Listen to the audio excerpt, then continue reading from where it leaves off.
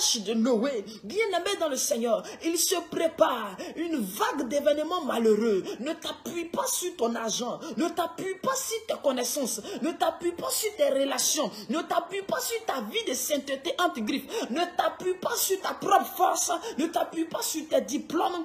Regarde à Jésus-Christ de Nazareth. C'est le moment de te donner réellement à Jésus-Christ de Nazareth. Parce que des événements malheureux sont en train de venir. L'argent ne pourra pas t'aider. Les contacts que tu as dans le gouvernement ne pourront pas t'aider. Que Dieu puisse nous aider. Que le Seigneur puisse réellement nous aider. Et pendant que j'étais en train de prier, j'ai vu le président de la RDC.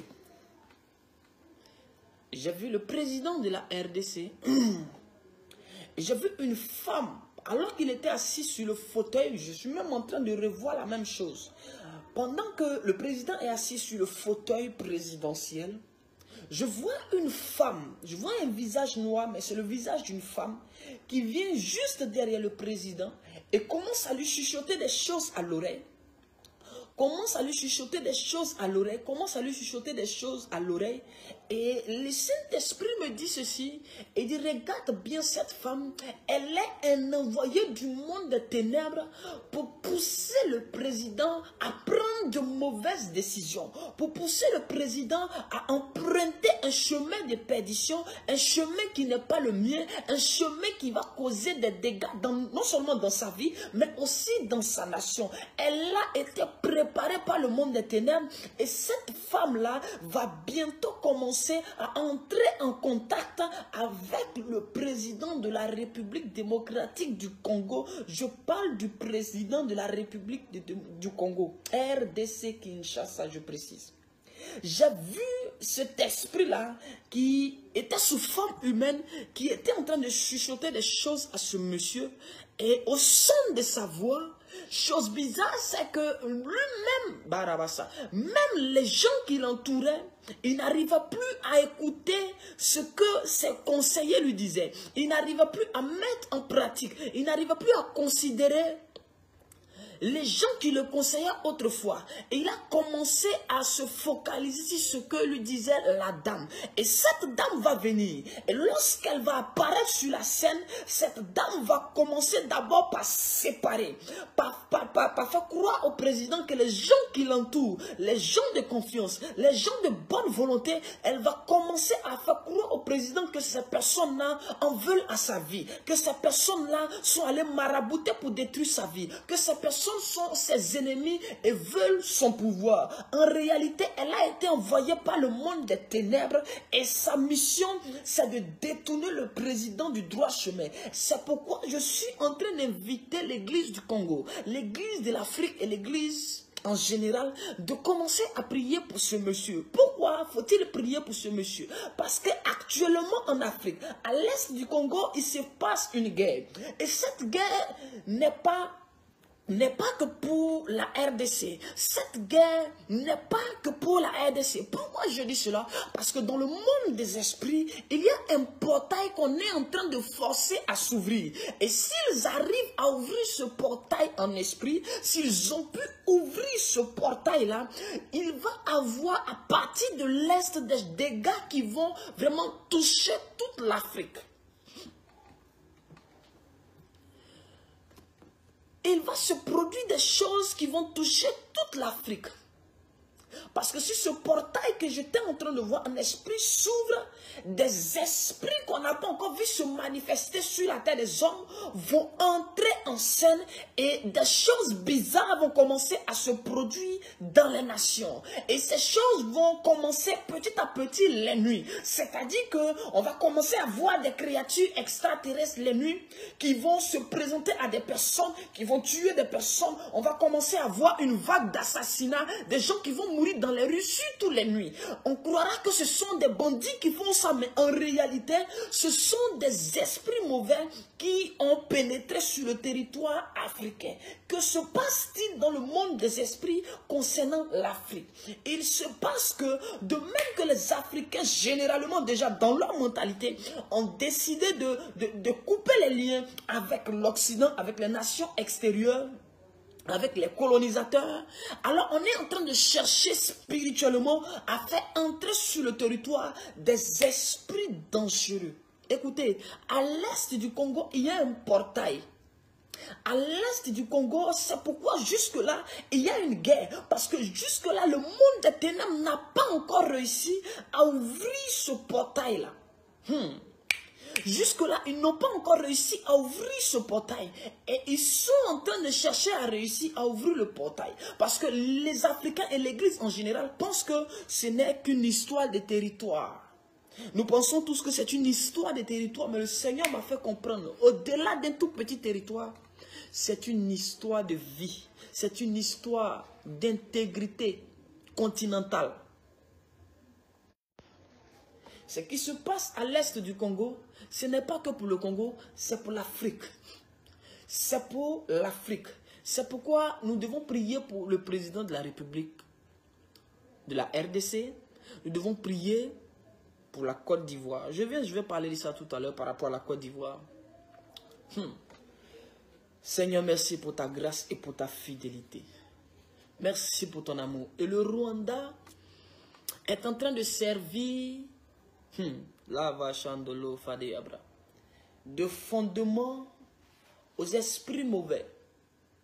Le Rwanda est en train de servir de base arrière où se tiennent des réunions pour la déstabilisation de l'Afrique de l'Ouest central et de l'Afrique de l'Ouest et de l'Afrique centrale. Je pèse bien mes mots. Et pendant que je suis en train de vous parler, le Seigneur est en train de me montrer une chose. Je vois un triangle. Et le triangle que je vois, on a écrit Allemagne, on a écrit Italie et on a écrit Londres. On a écrit Allemagne, Italie, Londres. Et Londres symbolise l'Angleterre. Allemagne, Italie et l'Angleterre. Et l'Esprit de Dieu est en train de me dire, méfiez-vous et faites attention. Parce que dans le secret, il est en train de se poser les fondements d'une coalition, les fondements d'une entente, les fondements d'une réunification, les fondements d'une unité d'esprit entre l'Allemagne, l'Italie et l'Angleterre. Et lorsque cette coalition, lorsque ces liens-là vont commencer à être forts, le monde va entrer dans une saison de souffrance. Pourquoi?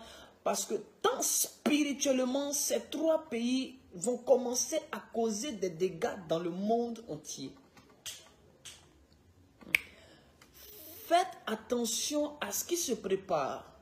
Parce qu'il y a dans ces trois pays que je viens de citer, il y a des prêtres, il y a des magiciens, il y a des adeptes du diable qui ont commencé à élaborer un programme.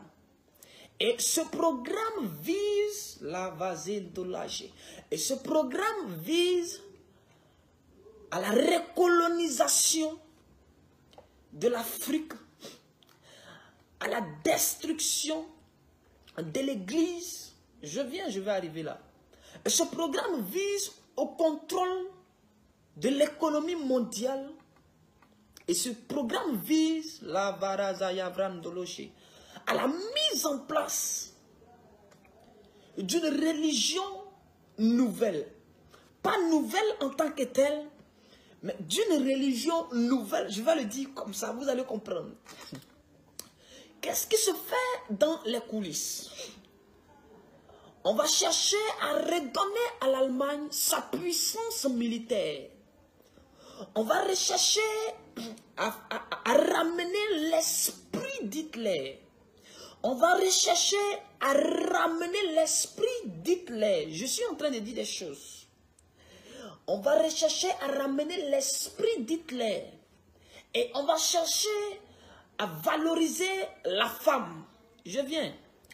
On va commencer à faire de sorte que des femmes, soi-disant des femmes émancipées, vont commencer à sortir de l'ombre, mais en réalité, ce sont des agents du monde des ténèbres et ces femmes-là vont chercher à occuper des hauts postes dans nos nations.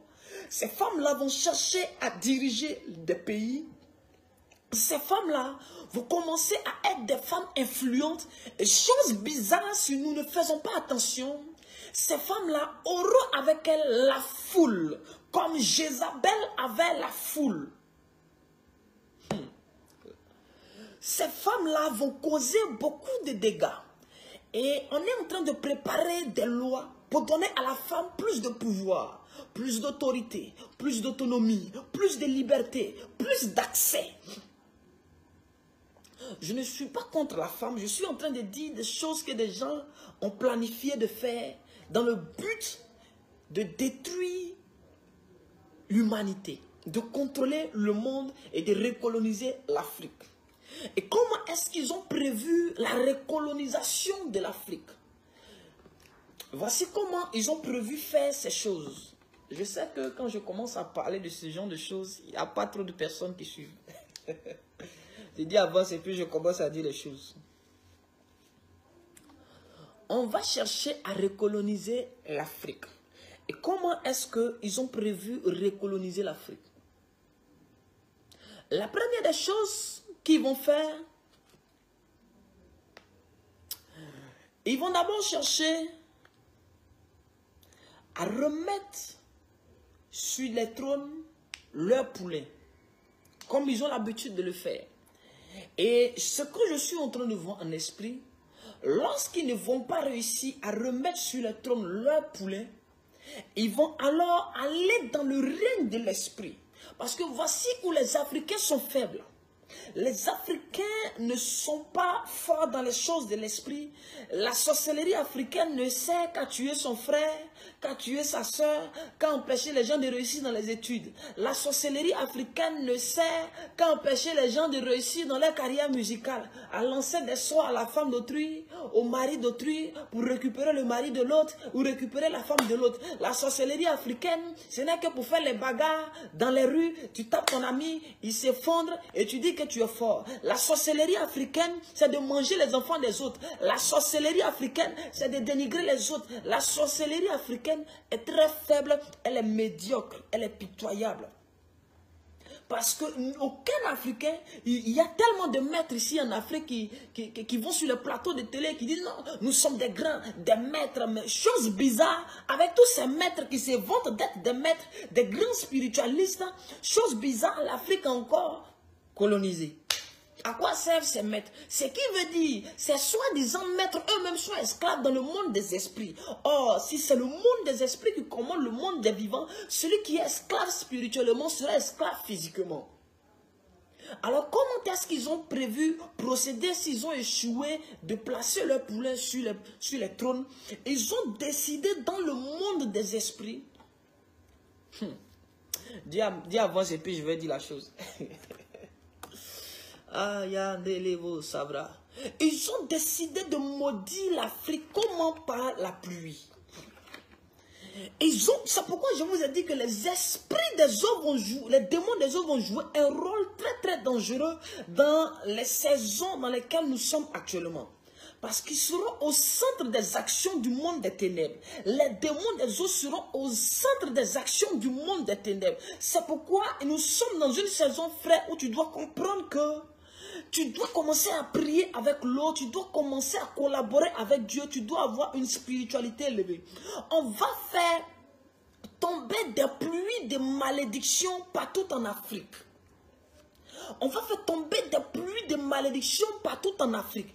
Et lorsque ces pluies-là seront en train de frapper le sol africain, lorsque ces pluies-là seront en train de taper le sol africain, chose bizarre, chaque fois qu'il pleut, les Africains s'abritent. Alors, dans le monde des esprits, lorsque les Africains seront en train de s'abriter, ils vont se présenter dans le monde des esprits et ils vont commencer à déclarer des paroles. De même que par la pluie, ils se sont cachés, ils se sont mis à l'abri parce qu'il n'y aura personne dehors. Alors là, ils vont commencer à proférer des malédictions et l'eau va enregistrer ces malédictions et l'eau va établir ça sur le sol africain.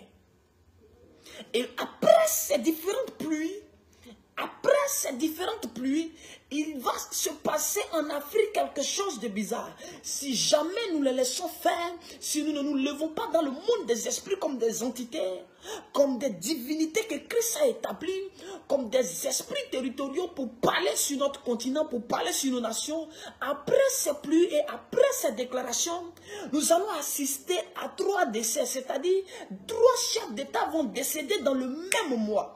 Et lorsque ces 3 chefs d'État vont décéder dans le même mois, ce sera l'occasion pour eux physiquement de se rendre sur notre territoire, soi-disant aux obsèques. Donc ce qu'ils ont prévu, ils ont prévu tuer 3 chefs d'État.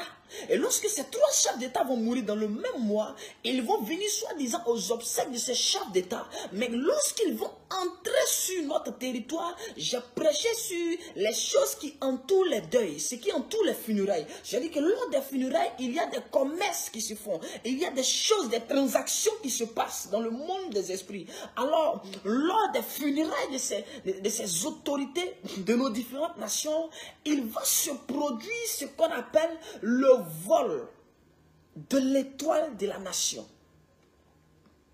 Lorsqu'ils vont venir aux funérailles, ils vont profiter pour amener avec eux des esprits dangereux qu'ils vont commencer à libérer sur le territoire.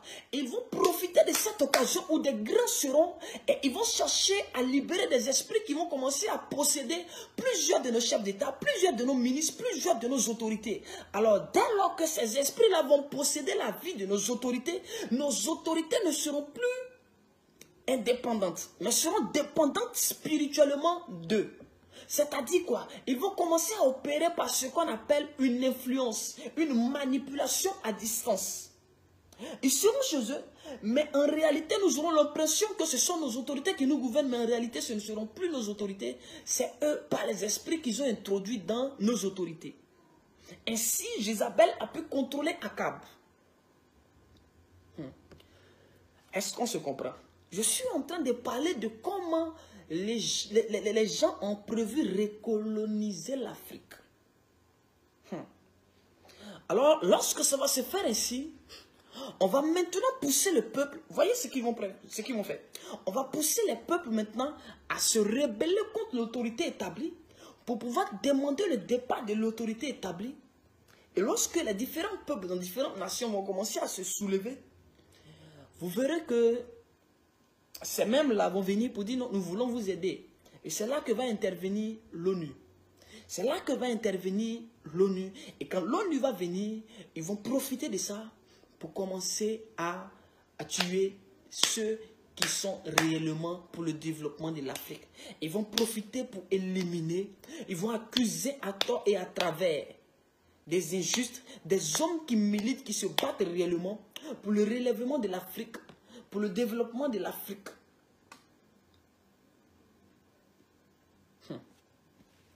Je prie que le Seigneur puisse nous aider. Je prie que Dieu nous donne vraiment la bonne compréhension. Que Dieu nous donne la bonne compréhension. Que Dieu nous donne la bonne compréhension. Que Dieu nous donne la bonne compréhension. Et pendant que j'étais en train de prier, le Seigneur m'a montré le drapeau de la Côte d'Ivoire. J'ai dit encore, Seigneur, qu'est-ce qui se passe encore avec ce drapeau? Le Seigneur était, pendant qu'il me montrait le drapeau de la Côte d'Ivoire, il m'a montré son Excellence, Monsieur le Président Laurent Gbagbo. Et pendant que je voyais cet homme tout près du drapeau ivoirien, l'Esprit de Dieu a commencé à me dire, crie sur la nation. Il dit, crie sur la nation. J'ai dit, de crier, qu'est-ce que je dois crier? Il dit, crie vengeance sur la nation. Crie malheur sur la nation. Crie malédiction sur la nation. Crie vengeance sur la nation.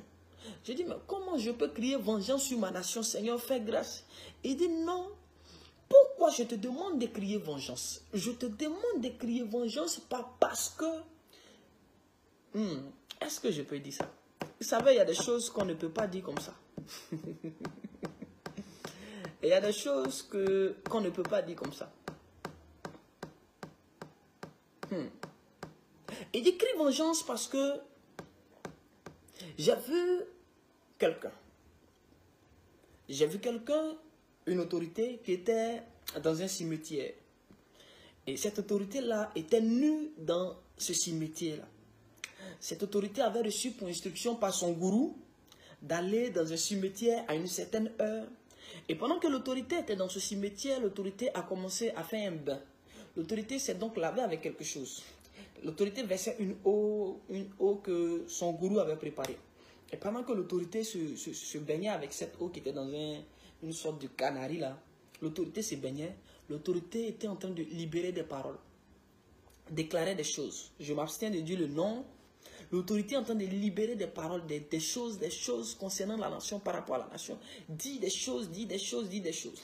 Et pendant que l'autorité était en train de faire ça, l'Esprit de Dieu m'a encore transporté ailleurs et je me suis retrouvé dans une chambre.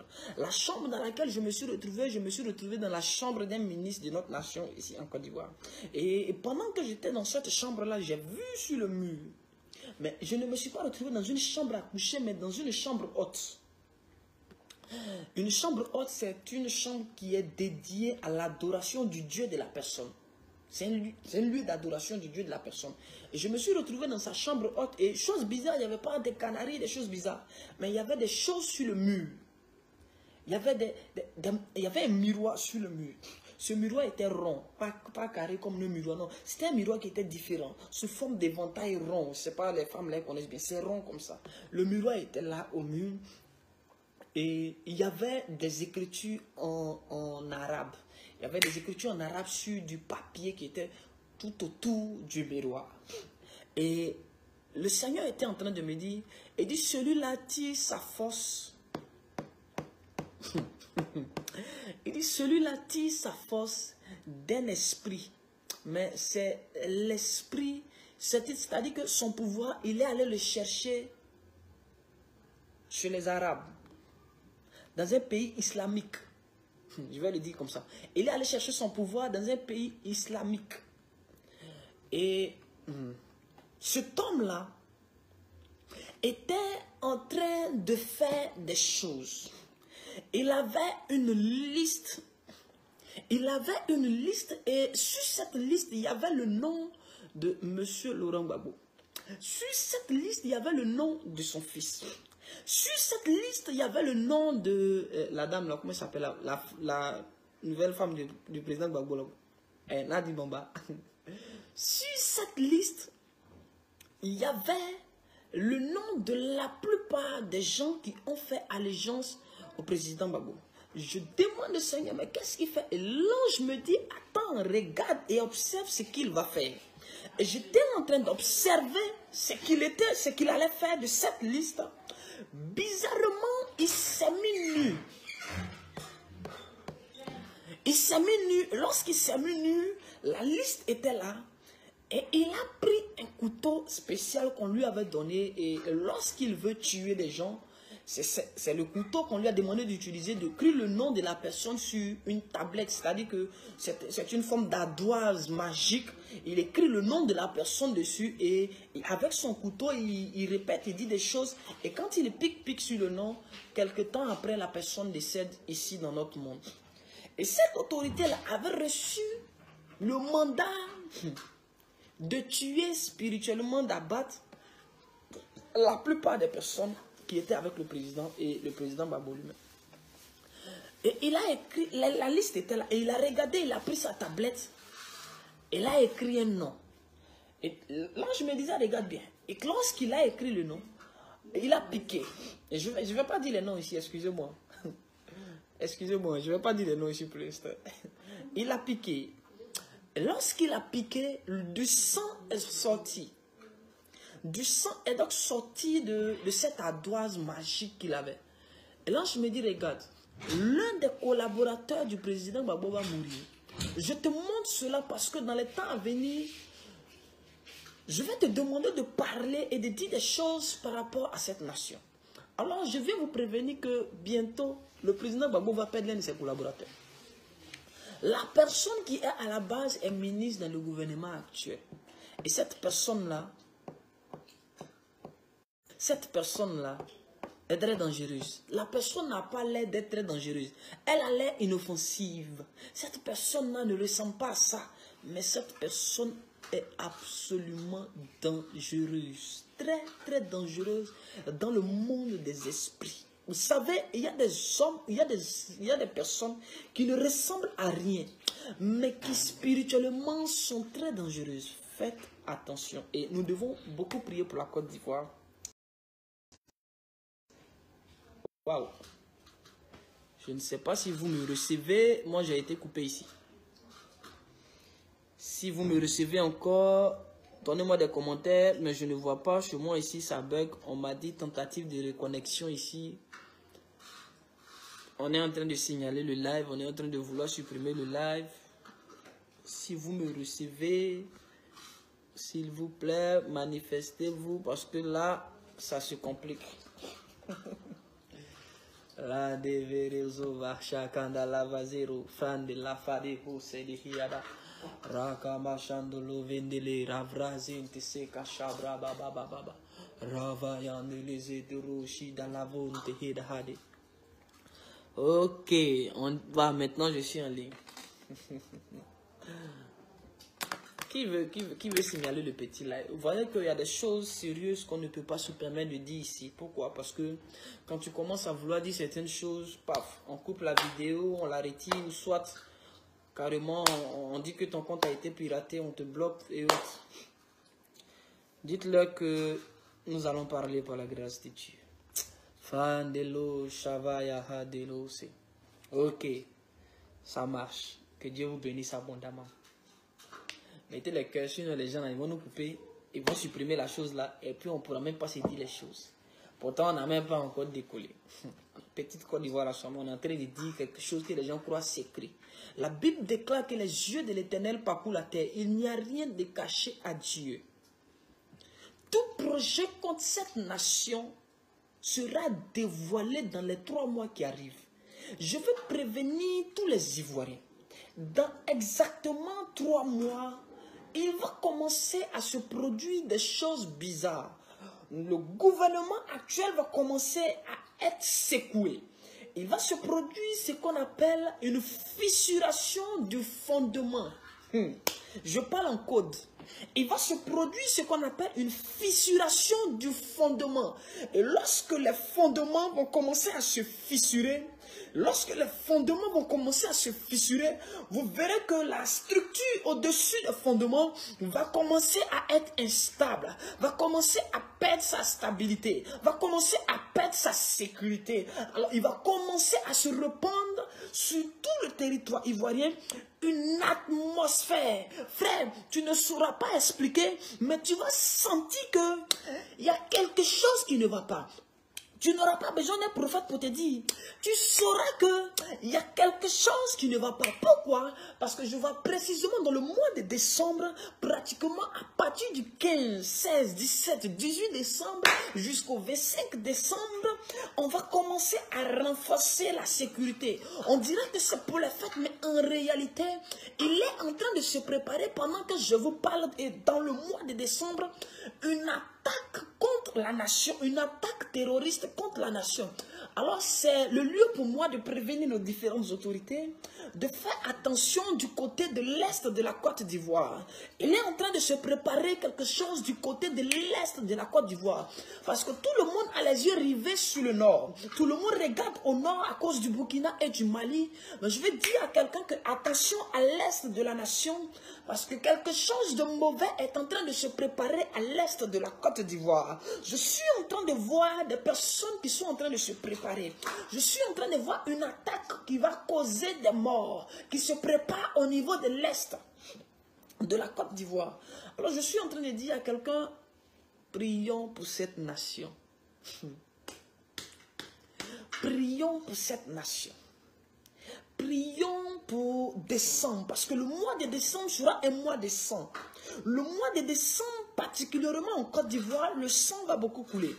Le sang va couler, que ce soit par des accidents, que ce soit par des assassinats, que ce soit par des meurtres, que ce soit par noyades, que ce soit par attaques terroristes. La mort va frapper en décembre. En décembre, le taux de mort va monter en Côte d'Ivoire. Beaucoup de malades ne pourront pas guérir et vont mourir en décembre. Pourquoi?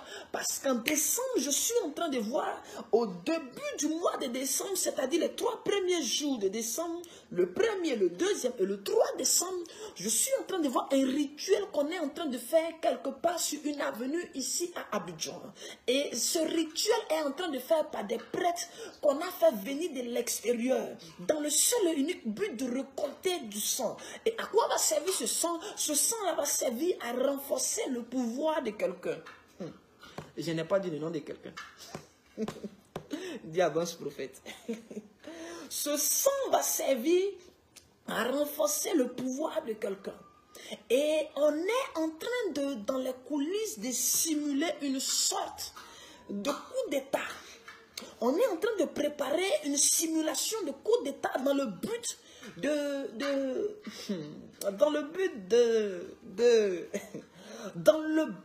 repousser les élections. Parce qu'il va se produire quelque chose et qui va servir d'argument pour rejeter les élections. Je suis en train de vous dire des choses qui sont en train de se passer. La vendolo shadala grande fede lo yova. Je vous ai dit que regardez bien ce qui va se passer dans le ciel désormais parce qu'il y aura beaucoup de signes. Vous voyez, en Côte d'Ivoire, on a vu un cœur dans des sauces. On a vu un nuage tomber, venir sur la terre. On a vu tellement de signes en Côte d'Ivoire que les gens, chose bizarre, ils ont vu mais ils n'ont pas compris les signes. Vous comprenez? Nous entendons Dieu, mais le problème c'est que nous ne comprenons pas Dieu. Comment un corps peut-il se retrouver dans une sauce qui est au feu? Cela est en train de révéler un temps de souffrance parce que la sauce qui est au feu bout. Et la sauce est chaude et le cœur qui est au feu va souffrir. Et les Ivoiriens ont souffert. Mais chose bizarre, vous n'allez plus voir de cœur dans des sauces, mais vous verrez des cœurs dans de l'eau, mais pas l'eau qui est au feu. Vous verrez des signes dans le ciel. Seigneur, est-ce que ça je peux le dire? Aïe, lavado. Vous savez, il y a tellement de choses à dire par rapport à cette nation. Mais on ne peut pas se permettre de tout dire. Voilà, on ne peut pas se permettre de tout dire. Que Dieu bénisse la Côte d'Ivoire. Que Dieu bénisse l'Afrique. Nous devons prier. Nous devons prier pour une nation encore. Une nation africaine. Nous devons prier pour une nation africaine, la Centrafrique. C'est un pays que j'aime bien, que je souhaite vraiment visiter. C'est mon deuxième pays, après la Côte d'Ivoire, là, je suis centrafricain. Après Ivoirien, je suis centrafricain. J'ai déjà visité le Cameroun, et il me reste la Centrafrique. Nous devons prier pour la Centrafrique. Pourquoi devons-nous prier pour la Centrafrique? Nous devons prier pour la Centrafrique parce que j'ai vu un deuil en Centrafrique. Le deuil était national. Une personnalité importante au niveau de la Centrafrique est tombée. Et lorsque cette personne, cette autorité au niveau de la Centrafrique est tombée, on a accusé quelqu'un de sa mort. Je m'épargne de dire les noms. On a accusé quelqu'un de sa mort. Et chose bizarre, pendant que même que je suis en train de vous parler, je suis en train de voir l'armée qui est fissurée au niveau de la Centrafrique. Je vois l'armée qui est déjà fissurée. L'armée est fissurée au niveau de la Centrafrique. Et le Seigneur est en train de me dire, il y a 6 hommes forts au niveau de la Centrafrique. 6 hommes forts au niveau de la Centrafrique. 6 hommes forts au niveau de la Centrafrique. Et je vois l'armée qui est fissurée. Et une chose est en train de se préparer. Mais bizarrement, cette chose qui se prépare est à la fois à l'intérieur qu'à l'extérieur du pays. Je ne sais pas comment expliquer ce que je vois. La chose qui se prépare a des éléments à l'intérieur du pays et à l'extérieur du pays. Et je suis en train de voir comme le palais présidentiel qui est en train d'être noyé. Je vois l'eau qui est en train de monter, l'eau qui monte, l'eau qui monte, l'eau qui monte. Et l'eau est en train de monter et est en train de vouloir noyer le palais présidentiel. Alors, c'est le lieu pour moi d'interpeller les autorités du côté de la Centrafrique. Il est important que vous puissiez écouter la voix de la sagesse divine. Ce n'est pas le lieu de se montrer fort, c'est le lieu d'être sage. Ce n'est pas le lieu de faire la guerre, c'est le lieu d'écouter Dieu. C'est le lieu d'écouter le conseil du Seigneur. Parce que tout entêtement conduira à la mort. Tout entêtement conduira à l'écoulement de sang. Tout entêtement va conduire à une révolte. Tout entêtement va conduire à un affrontement. Pourquoi je dis affrontement? Je suis en train de voir des personnes, mais qui sont des personnes qui ont été mandatées d'armer les musulmans au niveau de la Centrafrique. Je viens. Des personnes qui ont été mandatées d'armer un groupe qui va se réclamer d'être musulman au niveau de la Centrafrique. Parce qu'on dira que depuis longtemps, le pouvoir est resté entre les mains des chrétiens.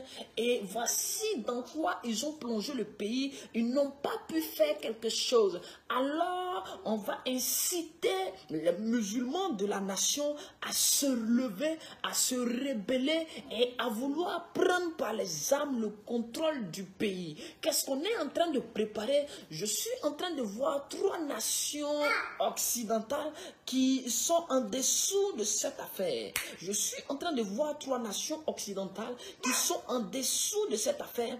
On est en train de vouloir créer un faux mouvement juste vers fin novembre. Vers fin novembre, on est en train de vouloir réveiller un esprit de guerre au niveau de la Centrafrique, mais qui va consister à provoquer un affrontement entre les musulmans centrafricains et les chrétiens centrafricains. Et que va-t-il se passer si cela arrive? Si cela arrive, on a mandaté une femme. Et cette femme-là, on va beaucoup utiliser les femmes, hein, écoutez. Et cette femme-là aura pour mission, elle aura pour mission de tuer un monsieur. Et sa mission, c'est de tuer un monsieur dans le gouvernement, mais proche du président, et de chercher à faire croire que ce monsieur a été assassiné à cause de son appartenance religieuse. Parce qu'on est en train de monter un plan. On est en train de monter quelque chose. On est en train de monter quelque chose pour créer le désordre au niveau de la Centrafrique. Vous savez, il est bon de prier dans les chambres. Il est bon de prier, mais il y a des choses que nous devons faire sur les territoires.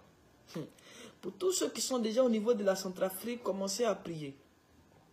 Là, je ne suis pas en train de parler de Dieu veut tel président, Dieu ne veut pas tel président. Ce n'est pas de ça que je suis en train de parler d'abord. Là, je suis en train de parler au-delà de Dieu veut tel président, Dieu ne veut pas tel président. À côté de ça, Satan est en train de chercher à créer une division musulman-chrétien, une guerre pour faire écouler encore le sang.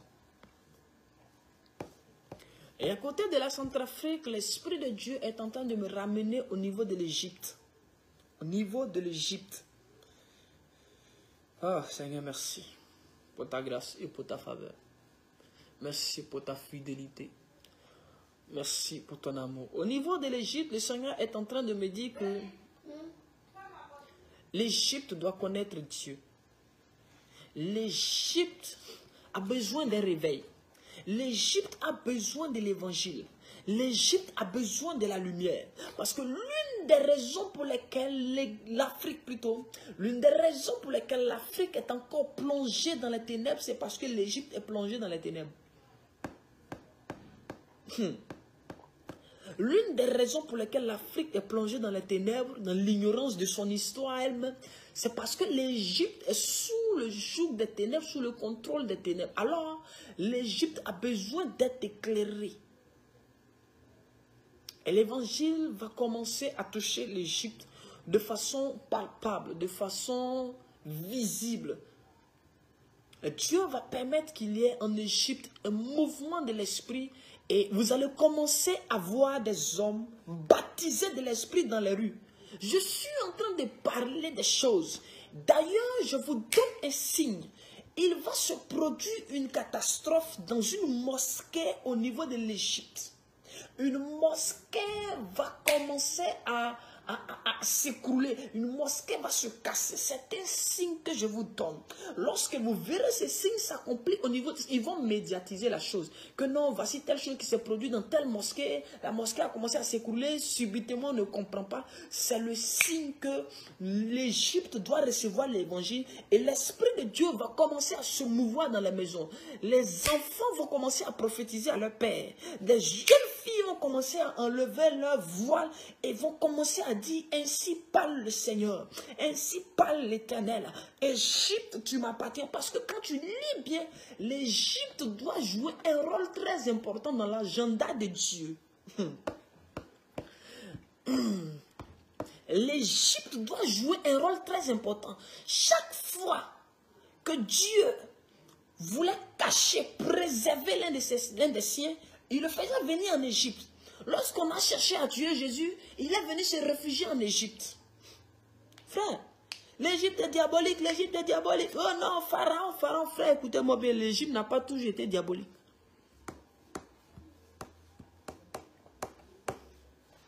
Et il va se produire un réveil au niveau de l'Égypte. Quelque chose de fort. Et les Égyptiens eux-mêmes ne vont pas comprendre. Hein. Voilà, c'est comme ça que ça va se passer. Et ils ne comprendront pas ce qui va se passer. Et le Seigneur est en train de me dire que nous devons prier. Il dit attention au Bénin. Attention au Bénin, attention au Bénin, attention au Bénin. Attention au Bénin, attention au Bénin. Le Seigneur est en train de me dire, il dit, dis aux Béninois de serrer leur ceinture parce qu'un mauvais vent va souffler.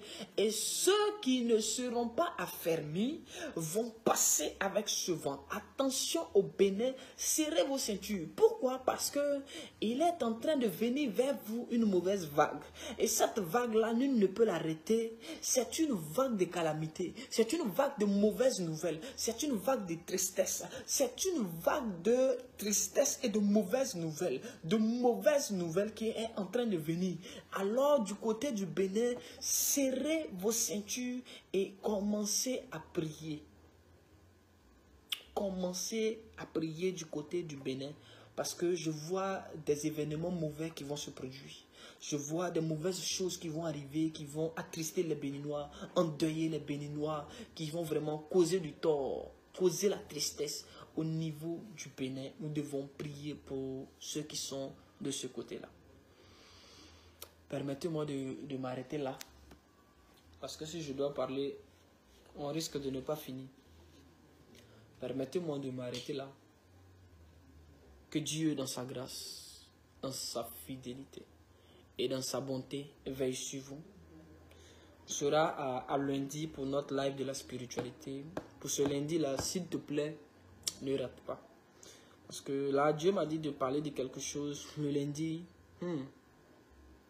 Je ne serai pas long, je serai bref, mais je serai précis. Je serai très précis le lundi. Donc, que Dieu vous bénisse, que la grâce et la faveur de Dieu soient encore sur vous. Shalom chez vous. Shalom, shalom.